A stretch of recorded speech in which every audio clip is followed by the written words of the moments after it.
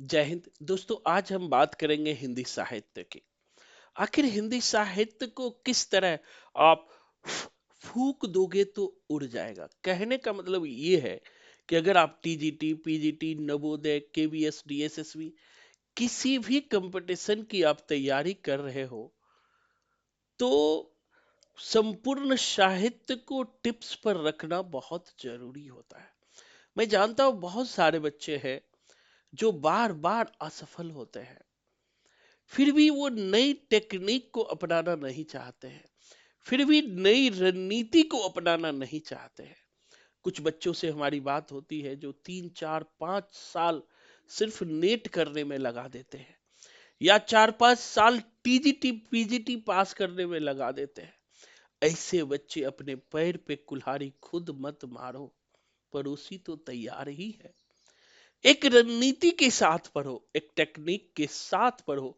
संपूर्ण साहित्य आपके टिप्स पर होगा। पूरे भारत का यह पहला कोचिंग सेंटर है जो रिजल्ट की स्टाम्प पेपर पर लिखित गारंटी आपको देती है कि जब तक आपका रिजल्ट नहीं होगा तब तक आपको हर सुविधाएं मिलेगी। तो दोस्तों, आज हम रीति मुक्त काव्य धारा की बात करेंगे कि रीति काल जब हम पढ़ते हैं तो एक रीति निरूपण कवि होता है। जो संस्कृत आचार्यों ने जो संस्कृत ग्रंथ लिखे थे उसी का ब्रज भाषा में अनुवाद हुआ और उदाहरण शैली में कविताएं लिखी गई। यही शैली रीति निरूपण कहलाई। एक आया रीति सिद्ध कवि और तीसरा सेक्शन में आया रीति मुक्त कवि, जो स्वानुभूति की प्रामाणिकता को व्यक्त करते हैं, जिस पर फारसी शैली का प्रभाव है। जो कवि प्रेम के पीर कहलाते हैं, प्रेम में ही डूबकर अपनी रचनाओं को लिखते हैं, वो रीति मुक्त कवि कहलाए। रीति मुक्त कवियों का सिंपल कोडिंग है जो जीवन में नहीं भूलना। वो है आलम घन बोध, आलम घन बोध, ठाकुर द्विज, ठाकुर द्विज। हो गया सारे रीति मुक्त कवि एक साथ आपको याद। आलम घनबोध ठाकुर द्विज, बस इतना ही तो याद रखना है। आलम घनबोध ठाकुर द्विज। आलम मतलब आलम, घन मतलब घनानंद, बोध मतलब बोधा, और ठाकुर और द्विज देव। याद हो गया। रीति मुक्त कवियों में जो सबसे महत्वपूर्ण है वो है घनानंद। जैसे कि स्क्रीन पर आप देख रहे हैं घनानंद, जिसका जन्म बुलंद शहर में हुआ था, वृंदावन के निवासी थे, निम्बार्क संप्रदाय से जुड़े हुए थे, मोहम्मद शाह रंगीला के दरबारी कवि थे, सुजान से ये प्रेम करते थे। एक बार कहा जाता है कि रंगीला ने इसे गाने को कहा तो ये अपने प्रेमिका की तरफ मुंह करके गाना गाया, जिसके कारण रंगीला ने इसे दरबार से बाहर निकाल दिया। तो अपनी प्रेमिका सुजान को ही केंद्र में रखकर इन्होंने राधा और कृष्ण के प्रेम की व्यंजना की है। तो अब घनानंद के सारी रचनाओं को कैसे टिप्स पे रख सकते हो, और मैंने जैसा कहा संपूर्ण साहित्य आपको कोडिंग में कराए जाएंगे और सेकेंडों में संपूर्ण साहित्य आपके टिप्स पे रहोगे और स्टाम्प पेपर पर लिखित गारंटी मिलेगी कि संपूर्ण साहित्य आपको सेकेंडों में याद होंगे। तो देखना कि मतलब कि घनानंद की संपूर्ण रचना को कैसे आप टिप्स पर सेकेंड में कर सकते हो। देखिएगा, तो सिंपल है घनानंद। तो घनानंद की प्रेमिका क्या है? सुजान। घनानंद की प्रेमिका कौन है? सुजान। तो कोडिंग लेंगे सुजान।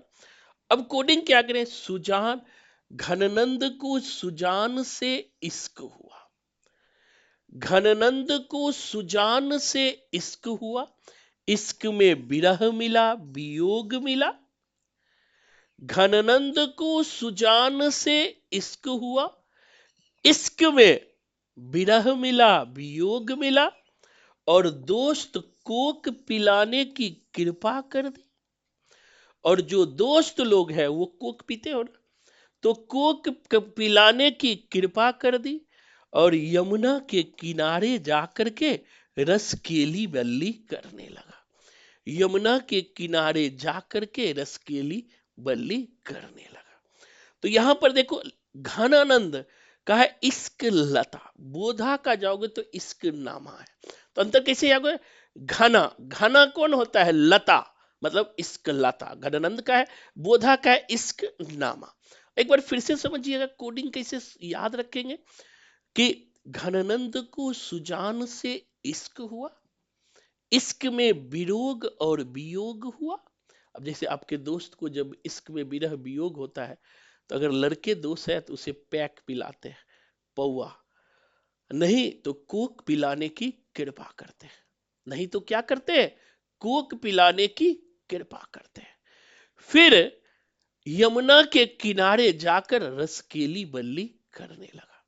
यमुना के किनारे जाकर के रसकेली बल्ली करने लगा।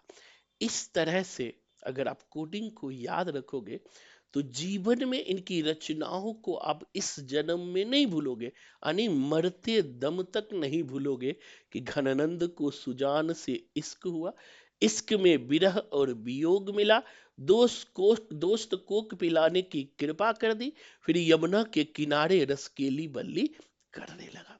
तो दोस्तों, इस तरह संपूर्ण साहित्य को आप सेकंडों में टिप्स पर रख सकते हैं। अगर आप भी दास का जीवन नहीं जीना चाहते हैं, आप भी भेड़ बकरियों का जीवन नहीं जीना चाहते हैं, तो एक बार फ्री क्लास लेकर देखो।